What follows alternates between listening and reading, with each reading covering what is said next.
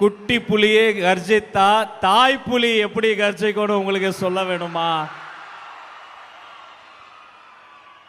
ஒரு நொடி யோசித்து பார்க்கிறேன்.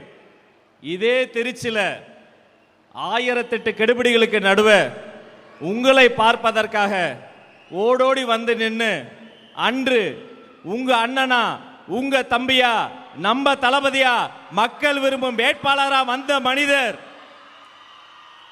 எடுத்த சபதம் முடித்து, இது பதவி கிடையாது, பொறுப்பு. பொறுப்புக்கு வந்த ஒவ்வொரு நாளும் தாய்மார்களுக்கும் தமிழுக்கும் முதலிடம் கொடுத்து இதோ உங்கள் முன்னால் உரையாற்ற வருகிறார் மாண்புமிகு தமிழ்நாடு முதலமைச்சர் அண்ணன் தளபதி சி ஜோசப் விஜய் அவர்கள்.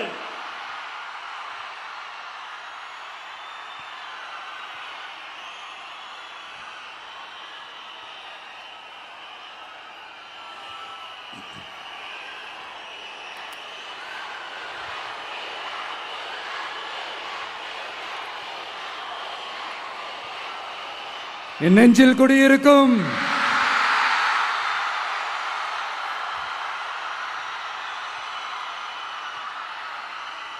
தமிழக மக்கள் உங்கள் அனைவருக்கும் என்னுடைய வணக்கமும் என்னுடைய நன்றிகளும். குறிப்பா திருச்சி கிழக்கு தொகுதி மக்கள் உங்கள் அனைவருக்கும் என்னுடைய ஸ்பெஷல் வணக்கமும் ஸ்பெஷல் நன்றிகளும். இதை நான் ஏன் இப்படி சொல்கிறேன்னா, என்னை இப்போ பெரம்பூர் தொகுதி எம்எல்ஏன்னு தான் சொல்லுவாங்க. பட் ஆனால் அது எலெக்ஷன் கமிஷனோட அந்த சட்ட விதிகளுக்கு மட்டும்தான் அப்படி. ஆனால் என்னை பொறுத்த வரைக்கும், தமிழ்நாட்டை பொறுத்த வரைக்கும், தமிழ்நாட்டுக்கு எப்படி திருச்சி ஒரு இதயம் மாதிரியோ,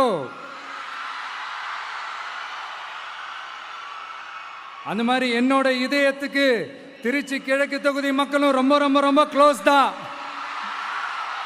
அதுல எந்த மாற்றமும் கிடையாது. சரிங்களா?